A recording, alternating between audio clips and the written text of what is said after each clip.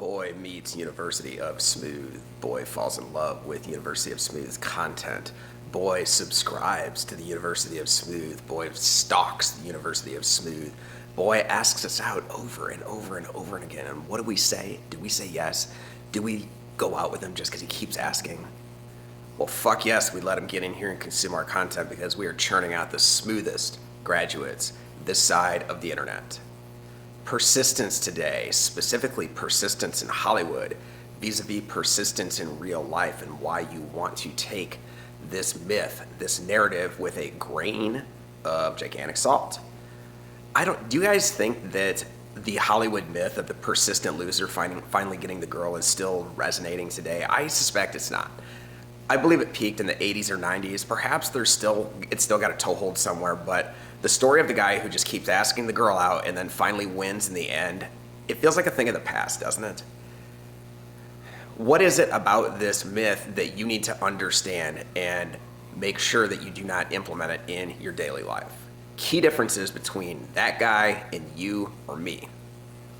First, within the confines of the narrative structure of this story, the hero guy, the one who is persisting over and over and over again, he doesn't get the girl at the climax of the movie because he asked her out the 555th time.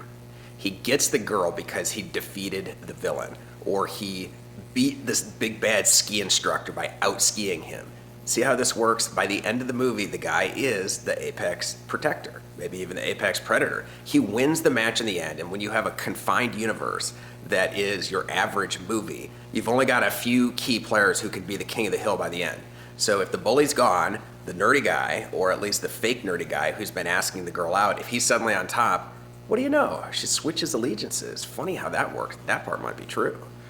Next, a lot of the writers of these types of romantic stories are men who were seeking to fulfill their own prophecy.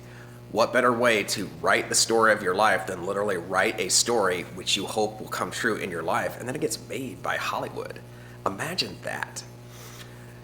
You can perhaps write the story of your own life where you end up with the girl, but try to be a little less masturbatory than you see in Hollywood. If you go out there and persist and persist and persist and keep asking her out, even trying to cast yourself as the hero and find somebody else to cast as the villain, it is not going to go well. I couldn't tell you necessarily why this genre of Hollywood romance has gone the way of the dodo, or the way of, ran out of Hollywood metaphors here. I want you to compare it though to something else that seems to be alive and well, the modern romance novel. As far as I can tell, I read like 500 romance novels a year. Of course, naturally, I devour them. The modern romance novel seems to have changed very little in the past, 100 years. Who has been consuming those the entire time? Women. What is the modern love story, as well as perhaps some version of the ancient love story to a woman? In those, the main plot line is a alpha male who's kind of hard to discipline. He's kind of like a wild animal roaming around the plot lines, roaming around the pages of the novel that the woman is intrigued by and gradually pursues him and disciplines him, and eventually he realizes that he is better off being tamed by the magical, mythical, charming woman. That is nothing like the nerdy guy asking the girl out 100 times and then finally realizing that the nerdy guy was the stud. So if it's just up to women, these are the stories they appreciate. The modern romance tale where persistence wins out in the end, it is a guy's fantasy. It is a nerdy, low-value guy's fantasy.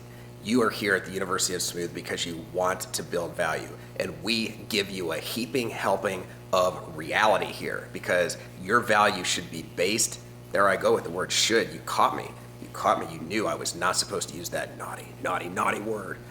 Your value, if it's to count for anything, must be based in reality. It must be based in how women operate, how women think, and what they value, not what a wish fulfillment narrative fantasy of a guy desperately trying to get by in Hollywood thinks of how things should go.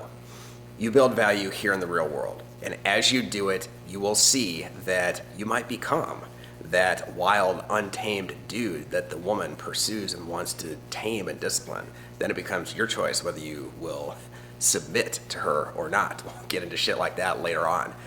Keep in mind how different the Hollywood persistence narrative is from your life. If you're here, you have probably had a version of it, at least where you've been burned and thought, should I go out there and keep asking? I feel like I've seen stories of this working out. I've seen the guy in Hollywood get the girl by persisting, and I feel like I should try that myself.